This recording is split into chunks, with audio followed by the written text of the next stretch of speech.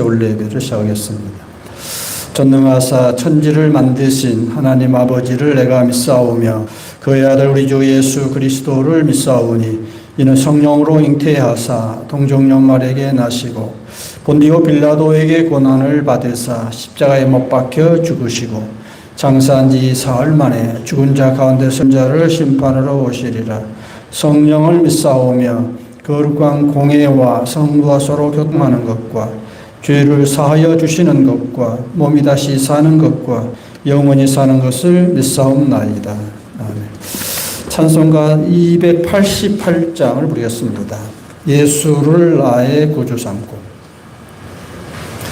예수를 나의 구주 삼고 성령과 피로써 거듭나니 이 세상에서 내 영혼이 하늘의 영광 누리도다.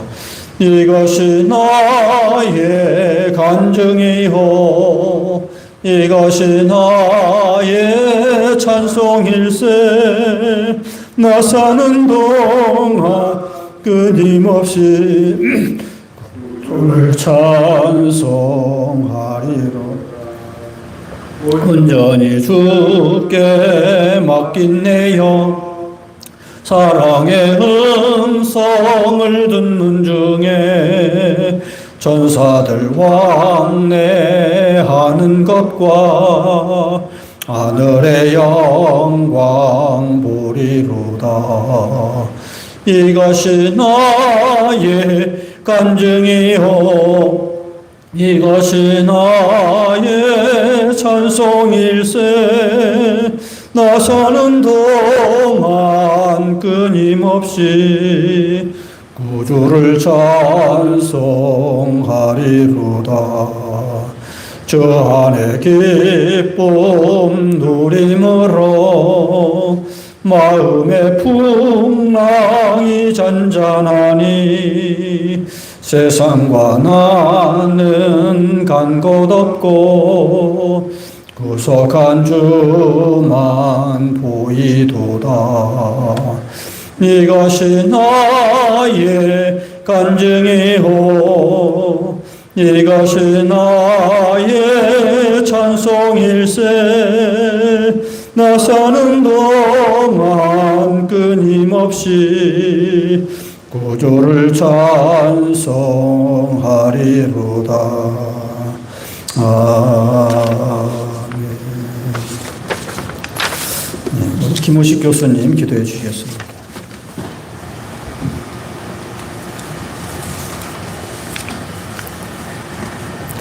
하늘에 계신 우리 아버지, 우리를 창조하시고 자녀 삼아 주신 아버지 하나님을 찬양합니다. 예수님의 십자가를 통해 우리를 구원해 주셔서 감사드립니다. 이 시간 주의 말씀을 통해 우리 자신을 돌아보고 회개하는 시간이 될 수 있도록 인도해 주시옵소서. 우리는 처음 사랑을 잃고 죽은 성도가 되지 않았는지 남들을 판단하고 정죄하고 비난하며 원망과 불평으로 살아가고 있는지를 돌아보며 회개하는 시간이 될 수 있도록 인도해 주시옵소서. 성령 하나님, 우리의 첫사랑을 회복시켜 주셔서 우리의 예배가 타성에 젖은 예배가 아니라 아버지 하나님을 간절히 소망하는 예배가 될 수 있도록 인도해 주시옵소서. 성령 하나님께서 우리를 깨닫게 해주시고 악한 길에서 떠날 수 있도록 인도해 주시옵소서. 이제는 오직 성령님의 인도하심에 순종하며 주의 도구로 이 땅에서 살아갈 수 있도록 인도해 주시옵소서. 저희들을 경희의료원에서 교수로 근무할 수 있도록 인도하여 주신 주의 은혜를 감사드립니다. 저희들이 주님께서 주신 이 소명을 잘 감당할 수 있게 도와주시옵고 병원에서 환자를 치료하고 또한 학생들을 가르치고 교육하는 데 있어서 모든 것에서 충실된 종으로서 하나님 아버지의 청지기로서 저희가 맡은 바 일들을 잘 감당할 수 있도록 인도하여 주시고 함께하여 주시옵소서. 또한 경희대학교와 경희의료원의 리더십을 주님 붙잡아 주셔서 그 리더십이 이러한 사회 풍조에 따라 흔들리지 않게 도와주시옵고 경희대학교가 이 사회에 바른 빛, 바른 길을 인도하는 학교가 되고 병원이 될 수 있도록 인도해 주시옵소서. 오늘 드리는 예배를 통해서 주님 홀로 영광 받아 주시옵고, 박동호 목사님을 통하여 대언하시는 말씀을 통해서 저희들이 그 말씀을 받고 저희들이 행동이 변할 수 있게 도와주시고, 그 행동이 변화를 통해서 저희들의 운명이 변화되는 시간 될 수 있도록 인도하여 주시옵소서. 예수 그리스도 이름으로 기도합니다. 아멘.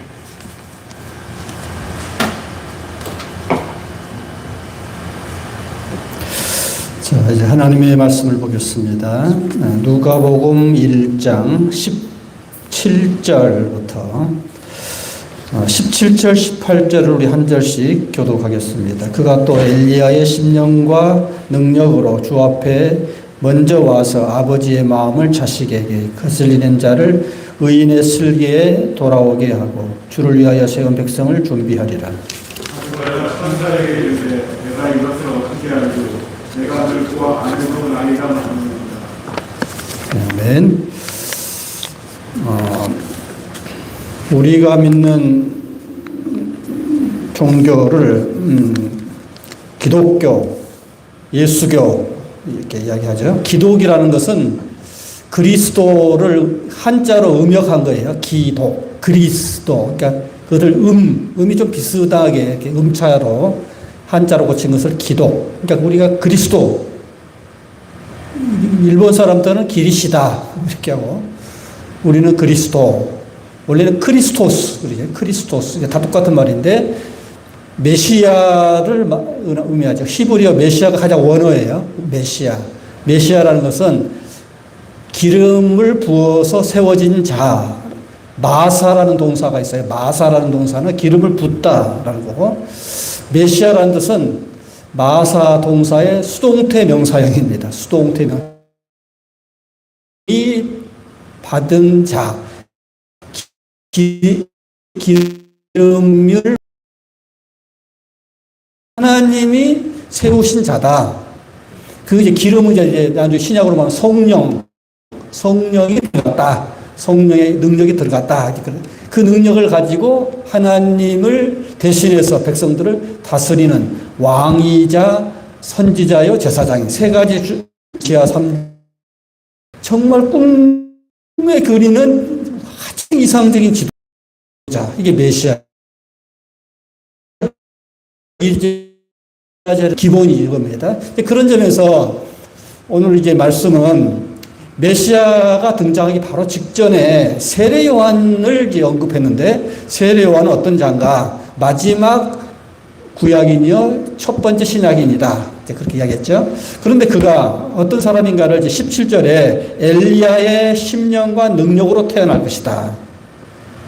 엘리야 하면 구약의 선지자의, 그러니까 엘리야는 모든 예언자들의 가장 이제 표상, 어떤 모델과 같은 예언자의 마인드를 가지고 이제 마지막 최종적으로 메시아로 바로 직전에 나온 존재가 세례요한이다. 그런 거예요.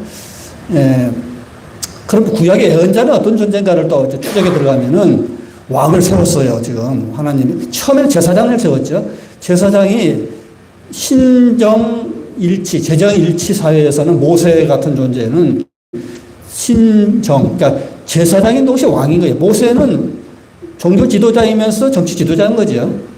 여호수아도 그렇고. 그러니까 제정일치 사회 때는 종교하고 정치가 같이 갔어요. 그러다가 우리가 알다시피 이제 그 왕이 나온 시대가 오면은 우리에게도 왕을 세워달라. 사울왕을 세우면서 재정이 분리가 때부터 왕과 제사장이 분리가 돼. 그러면서 왕은 칼을 가지고 무력으로 세상의 질서를 세우고 모든 갈등을 이렇게 조정하는 대통령이나 또 총리가 있단 말이에요. 이렇게 재정이 분리되죠. 여튼 그렇게 갔는데 둘 다 왕도 그렇고 제사장도 그렇고 하나님 세운 자인데 두 쪽이 다 하나님의 말씀을 가지고 잘 다스리면 좋은데 그렇지 못하지. 어떻게 보면 하나님의 이름으로 자기 배를 채우는 그냥 그릇된 길로 다 가죠. 되게 왕도 그렇고 제사장도 그렇고. 그래서 나온 것이 예언자가 나타나는 거예요. 예언자는 둘을 향해서 너희들이 원래 하나님이 세우신 이유는 하나님의 뜻 가운데 백성들 잘 이끌으라고 세웠는데 뭐냐 그게 하면서 이제 비판하고 뭔가 이렇게 광야에 외치는 자의 소리로서 뭔가 다시 한번 원래 정신으로 돌아가자고 끊임없이 외치는 요소식으로 말하면은 양심의 세력, 양심 세력, 언론인들 또 뭐 목회자들이 늘 이게 정치인들을 향해서 막 말을 하잖아요, 지금도. 그리고 타락한 종교 지도자를 향해서도 말하고. 지금도 예언자적인 사람이 있고 제사장적인 목회자들도 그래요. 저기 보면은 아직도 두 가지가 같이 간 거예요. 제사장적인 마인드를 가진 사람들은 되게 대형 교회 또는 큰 조직을 힘을 갖고 있는 종교 권력자들은 제사장 마인드로 가는 거고, 이제 거기에 좀 소외된 사람들은 예언자적인 마인드를 가지고 끊임없이 비판하는 거죠. 종교 지도를 향해서 비판하는 게 예언자적인 마인드죠. 그러니까 그런 점에서 구약의 예언자들은 항상 입 바른 소리하고 뭔가 잘못된 것을 지적하면서 원래의 모습으로 다시 돌아야 한다 끊임없이 외치는 자인데 그 예언자들이 끊임없이 핍박을 당하죠. 지금이나 참말을 하는 사람은 다 싫어하지 않아요. 막 죽이고 막 쫓아내고 감옥에 가두고 숱하게 피를 보는 사람들이 예언자 계열이죠. 그 계열의 마지막 계열이 이제 사람이 세례요한이에요. 세례요한 우리 알다시피 헤로드 왕이 너무도 폭정을 하고 하니까 자꾸 막 비판하잖아요. 그러니까 목을 잘라서 죽여버리죠. 이게 예언자의 모습이에요. 예언자의 진리를 위해서 목숨을 바칠 수밖에 없는 참 세상적으로 보면 참 슬픈 운명을 갖고 태어난 사람이에요. 하나님 가라니까 가는 거예요. 뻔히 죽는 길인지 알면서.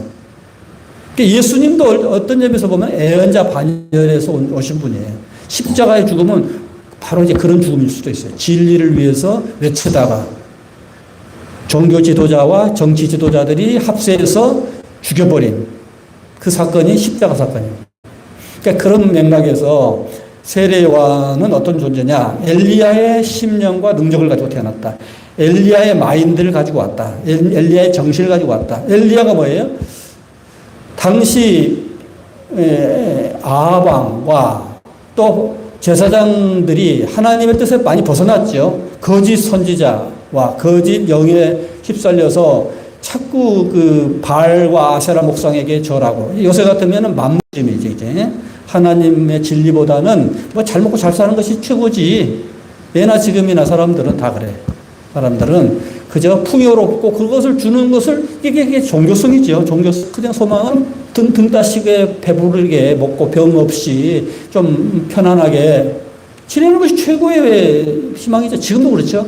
거기에 이제 사람들에게 그걸 아방이고 예언자들이, 선지자들이었단 말이에요. 제사장들. 거기에 대해서 이제 아니다. 이건 아니다. 맞죠? 구약의 예언자의 모델입니다. 그래서 엘리야를 죽이려고 얼마나 그래요, 아방이. 이세벨이라는 여자가 얼마나 죽이려고 그래요. 예, 그런 사람이. 그래서 세례 요한도 일종의 엘리야 불이 떨어졌다. 능력, 예언자의 능력. 그래서 예나 지금 하나님이 보낸 자 뭘 보고 아느냐. 능력. 예수님한테 또 자꾸 사람들이 네가 뭐 아들 능력, 기적을 행해봐라 이거죠. 그랬을 때 복음서의 전반부에 예수님의 능력들이 많이 나타났죠. 근데 예수님이 했어요. 구약에 보면은 이렇게 기적을 통해서 사람들에게 먹는단 말이에요. 이렇게. 그것을 예수님도 하셨다는 거예요. 이제 항상 구약과 신약이 이렇게 같이 이렇게 짝을 이루면서 이렇게 나와요. 이제 그런 점에서 엘리야의 심령, 엘리야의 정신과 엘리야의 능력을 가지고 태어날 자다. 이게 이제 세례요한에게 탄생에 대한 이야기를 할 때에 너의 아들이 이제 엘리야의 심정을 가지고 태어날 것이고 엘리야의 능력을 가지고 주 앞에 바로 나와서, 그러니까 지금까지 수없는 예언자들도 물론 메시아의 길을 예비하는 자들이에요. 하지만 이제 마지막으로 최종 그냥 일격을 가하는, 최후의 일격을 가하는 사람이 세례요한이다. 바로 직전에 와서 뭘 하느냐? 아버지의 마음을 자식에게로, 거슬리는 자는 의인의 슬기로 돌아오게 한다. 그러니까 아버지와 아들이 지금 우상숭배 때문에 멀어졌어, 서로. 진짜 아버지를 순수하게 사모하고 여호와만 마음과 뜻과 정성을 다해 사랑해야 할 존재들이 풍요롭게 해준다고 하니까 거짓 신에게 갔단 말이에요. 바알신의 아세라 목사. 이게 지금 같은 돈, 만몬이라는 것은 물질이라는 뜻이잖아요. 물질주의, 물질 만능주의. 오늘 우리도 다 물질 만능주의. 특히 우리 한국인들이 너무 심해요. 그러니까 그 국제 그 조사기관에 이제 그 기관에 1년마다 이렇게 행복도를 조사하잖아요. 어느 나라가 가장 행복한가, 불행한가를 쫙 따지고 또 무엇에 가치를 두고 행복을 추구하느냐를 쭉 따지는데 우리나라는 정말 유독 다른 나라에 비해서 돈 그래요. 거의 80% 이상 비중이 행복에 가장 중요한 것은 돈이다. 물론 다른 나라도 다 돈은 이야기하지만 너무 비중이 커요. 우리나라는. 너무. 그게 왜 그러냐니까 너무 그 가난에 찌들려서 가난 때문에 그 결핍 때문에 당하는 그 끔찍한 것들을 생각하면서 일단 돈이 좀 있어야겠다 하는 그 사무친 마음들이 있어요. 우리에게. 거기에 불지르는 것이 기복신앙이고 예수 잘 믿으면 복 받는다로 나가면서 거기에 포인트를 두고 설교한 목사들은 다 성공했어요. 그게 가장 대표적인 것이 순복음교회 삼박자 구원. 예수 잘 믿으면 부자 되고 건강하고 자식 잘 된다. 삼박자 구원. 그것을 그대로 도입한 것이 명성교회예요. 명성교회 김상환 목사님이 예수만 잘 믿어봐. 엄청나게 복 받을 거야. 부자 돼. 이런 거. 이게 먹혀 들어갔단 말이에요. 이게 먹혀 들어갔어. 그러니까 그런 점에서 일종의 이렇게 마케팅에 성공한 거죠. 그런 것이 뭐 100% 나쁘다고 할 수는 없지만 이게 잘못 가면 너무 지나치게 그렇게만 가면 그게 기독교인가? 기독교의 원래 뭐 처음에 그 정신이 원래 그거였던가? 이렇게 이제 자꾸 헷갈린단 말이에요. 정체성이 우리 신앙의 정체성이 헷갈리는 거예요. 예, 그 헷갈리는 가장 극단적인 사건이 갈멜산 사건이에요. 엘리야와 바알 선지자의 대결. 그것은 오늘날 지금도 마찬가지예요.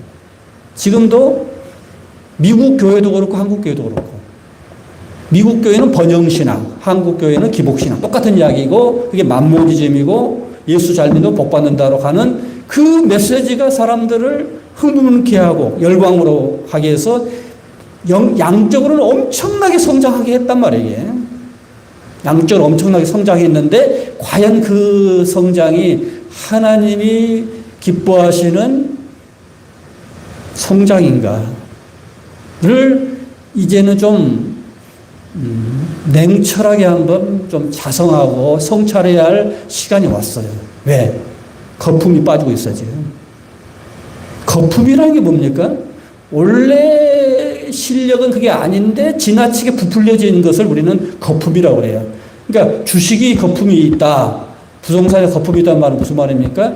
그 기업의 가치에 비해서 너무 고평가되었다 할 때 우리는 거품이 들어갔다. 첫 아파트가 50억 막 그렇게 갈 수 있어 저게? 아닌 것 같은데 그게 거품인 거예요. 그게 일본이 먼저 경험했잖아요. 너무 지나치게 막 거품이 생겼는데 그 당시는 일본이 미국을 능가한다고 생각했을 정도로 막 광란에 거품이 있었는데 지금 보니까 쫙 빠졌어요. 그게 뭡니까?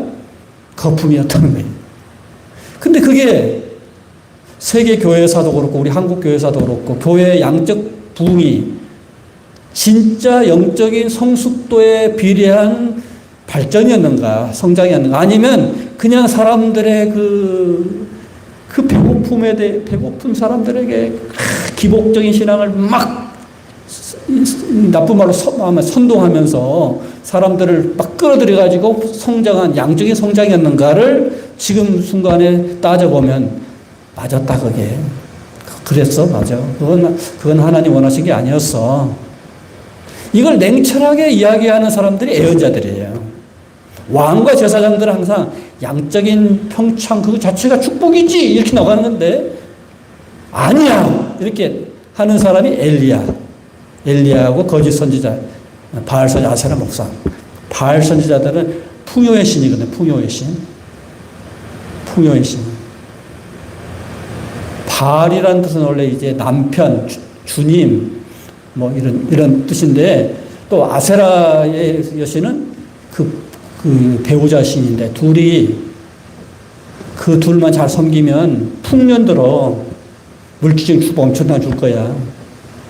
막 이렇게 막 꼬드기는 거예요, 사람들을. 그러니까 그 마인드가 우리 교회, 한국 교회나 미국 교회나 다 있었단 말이에요. 그러니까 근데 그게 쫙 빠지고 나니까 아니었네.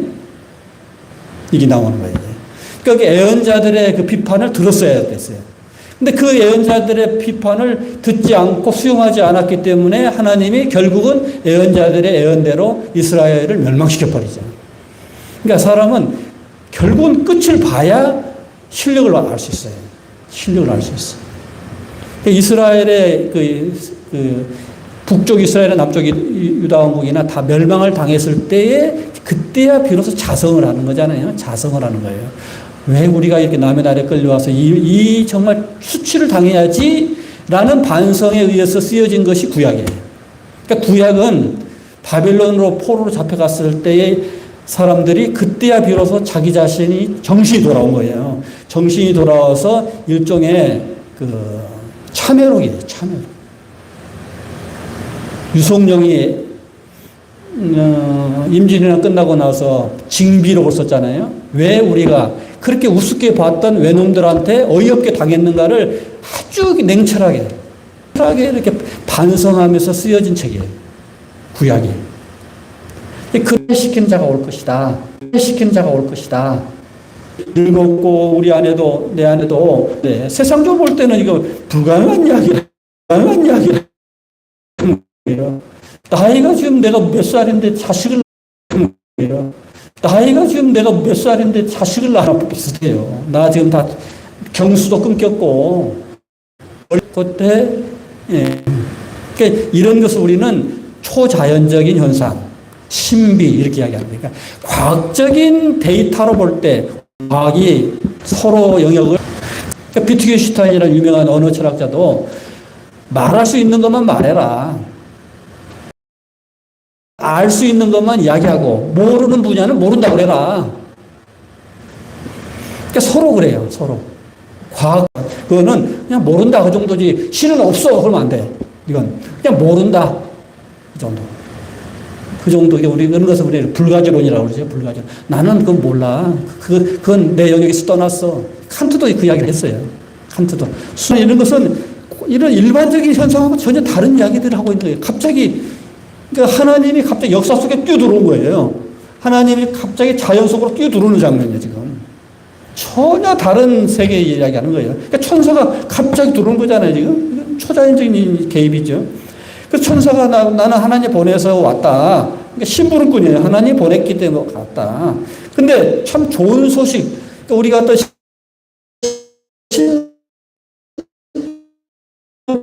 좋아집니다. 하나는 너무도 를 이야기해 주는 것이고 하나는 흉조, 길조 흉조라고 그러죠.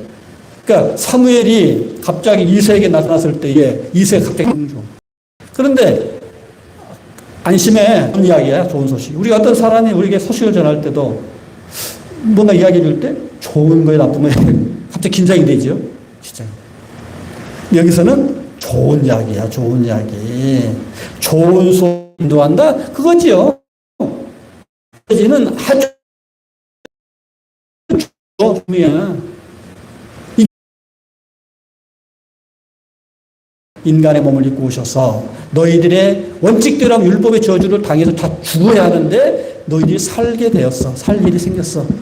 십자가를 통해서 죄 문제가 너에게로 가는 죄가 예수에게로 가서 십자가에서 그냥 일상적으로 일어난 일이 아닌 하나님이 너에게 말했다는 것을 보여주는 표징으로서 너는 내가 말하는 이 모든 예언이 성취되길 때까지는 말을 못할 거야. 벙어리가 될 거야. 이게 증거야. 증거야. 이는 네가 내 말을 믿지 아니하기 때문이거니와. 믿을 수 없죠. 지금 인간적으로는 과학적인 사고를 가진 우리가 어떻게 죽은 자가 살아나고 무리를 걷고 안진뱅이가 막 일어나고 이런 것을 어떻게 믿습니까? 여러분이 의사로서 늘 이렇게 일반적인 자연적인 현상의 법칙으로만 모든 사건을 해석하는 사람들이 볼 때에 이게 가당키나 하는 이야기냐, 이게 믿을 수 없는 이야기죠. 믿을 수 없는 거예요. 이게 사가랴도 내가 나이가 많고 우리 아내도 좀 나이가 많은데 무슨 그런 소리를 하세요? 이거죠. 근데 이 정도도 약과야. 예수님의 사건은 더 한술 더 떠. 아예 처녀가 일라. 이건 해도 너무하는 이야기가 되잖아요. 그러니까 지금 이런 이야기들이에요, 지금. 그러니까 이거는 과학의 영역에서는 설명할 수 없는 신비한 영역이다. 초자연적인 현상들이다. 이렇게 우리는 믿느냐 못 믿느냐가 여기서 갈려지는 거예요. 여기서. 믿어지는 사람이 있고 도저히 믿어질 수 않는 사람이 있죠. 이 대목이 이제 그 사람을 난 크리스찬으로 가르는 대목이에요. 백성들이 사가랴를 기다리며 그가 성전에서 지체함을 보고 이상하네. 밖에서 지금 이제 제사장이 들어가서 하나님하고 지금 일본말로 막 쇼부를 봐야 돼요, 지금. 하나님이 이 제사를 받으시면, 연락하시면 1년 동안의 모든 죄 문제가 해결돼. 그런데 하나님이 마음에 안 들면 죽여버려. 그 제사장을 본보기로 죽여버려. 우스아 사건에서 더러운 손이 어떻게 하나님의 보고 있다는 거예요, 안에서. 그래서 제가 지난주에 설명드린 제사장들은 한쪽에 발에는 불을 달고 한쪽에는 줄을 잡아. 왜? 들어가면 죽으니까 저도. 거룩한 장소는 하나님의 종만, 그것도 종도 그 성소에 들어올 때는 깨끗하게 뭔가 정결의식을 행하고 나서 들어가는 거예요. 근데 그 정결한 예식을 갖고 간 제사장조차도 하나님이 죽여버릴 수 있어. 이게 그 세계를 이해하면 돼. 근데 너무 지체하고 있어, 이게. 지체하고 이상한 거잖아요? 이상이란 뭐예요? 상은 늘 그러할 상이죠. 늘 그러한 것이 아니다. 그 말이죠. 이 달을 있자. 늘 그러하던 것이 아닌 이상한 현상이 나타난 기적이었단 말이에요. 그래서 이제, 막 갑자기 두려운 생각이 들죠. 일어나면 뭐 잘못됐나? 그가 나오고, 근데 좀 있으니까, 나왔어요. 나왔는데, 말을 못해. 갑자기. 말을 못해. 제가 지난 시간에 어느 대주교의 죽음이라는 소설 이야기했잖아요. 웰치라는 사람이 쓴 그 소설인데, 대주교가 새벽에 기도하다가, 그러니까 심장마비로 죽었다는 거 아니에요? 그건 이제 늘상 하는 그냥 매너리즘에 빠진 제사장에 대한 어떤 조롱거리죠. 진짜 하나님 음성이 들리는 것이 이상한 것이 아니죠. 왜? 하나님의 종이니까. 근데 심장마비가 걸릴 정도로 놀랬다는 것은 너 안 믿잖아. 사가랴도 일종의 이니까 무서워. 그래서 보니까 말을 못해. 갑자기 사람, 이거 뭐야? 그래. 그러니까 환상을 본 줄 알았다. 이 사람들은 다 이제 영적인 사람들이니까, 저기서 뭔가 놀라운 일이 벌어졌구만. 직감적으로 아는 거예요. 무슨 일이 있었어요? 말을 못해. 갑자기.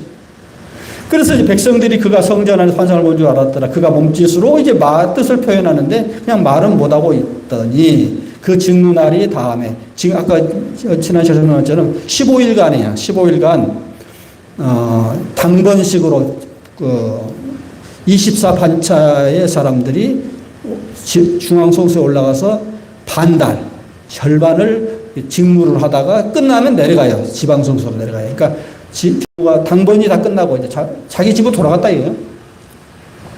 집으로 돌아가니라 이후에 그의 아내 엘리사벳이 잉태했어요.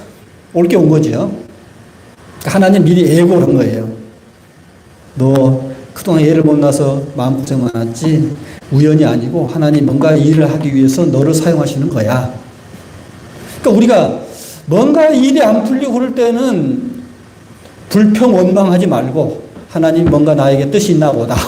이쁘게 생각을 해요. 이쁘게 생각을. 하나님 이 고난을 통해서 나에게 뭔가 메시지를 주시는 게 있겠지 하면서 그걸 살펴보고. 대개 목사님들이 부르심을 받았을 때 이런 일들을 많이 봐요. 흔히 이제 말하기를 막말로 있잖아요.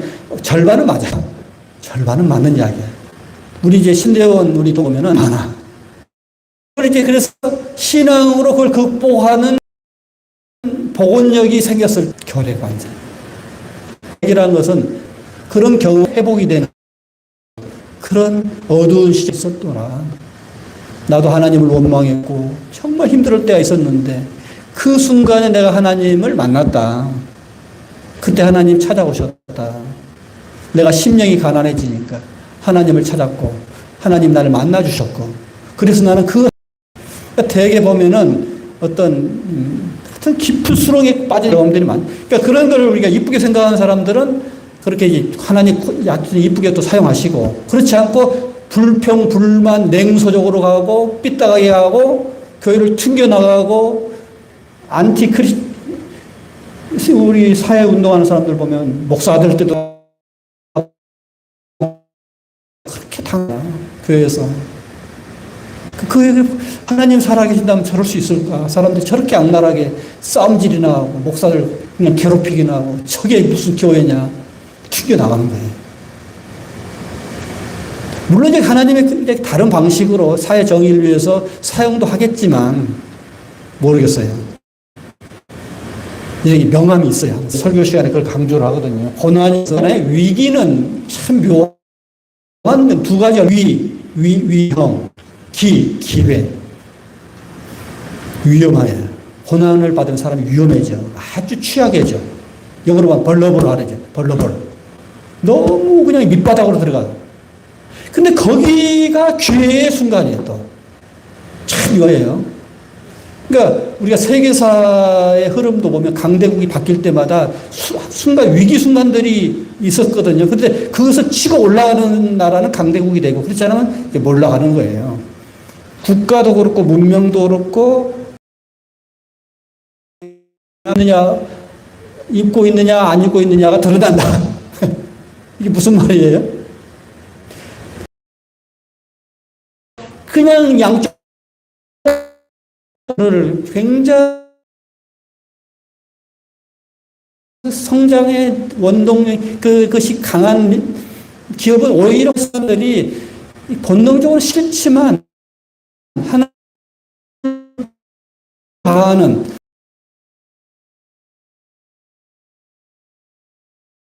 너 그거 도려내야 돼. 너 그 암덩어리 떨어뜨려야 지금은 고통스럽지만 너 그래야 살아. 이게 위기 순간이에요. 그러니까 그런 점에서 오늘 우리가 우리 삶 속에서 어떤 아픔이 올 때에 그걸 해석을 이쁘게 해야 돼. 해석을 잘하면은 하나님이 그것을 통해서 또 한 단계 올려줘요. 국가도 그렇고 개인도 그렇고 다 그래. 그 위기를 어떻게 해석하느냐. 어떻게 반응하냐, 응전하느냐, 도전에 대한 응전, 도전에 대한 응전. 그래서 이제, 엘리사벳이 잉태를 했어요. 굉장히 굉장한 일이 벌어졌잖아요. 애를 못 낳아서 그냥 너무 초죽음이고 막 너무 힘들어 했는데 애가 나타났어. 5달 동안 숨어 있으면서 이렇대. 주께서, 여기 다음 시간에 합시다. 이게 시간이 많이 지났으니까. 25절부터 다음 시간에 하겠습니다. 기도하겠습니다. 사랑의 아버지, 감사합니다. 우리의 삶이 너무도 인성적으로 볼 때 힘들고 어렵고 그래서 가끔은 하나님의 뜻이 무엇인지 불평도 되고 원망도 되지만 그 속에는 하나님의 깊은 섭리가 있음을 알고 믿어드리고 끝까지 주님만 바라볼 때 우리가 그 고난을 통해서 한 단계 올라가는 우리의 삶이 되어지게 하여 주시옵소서.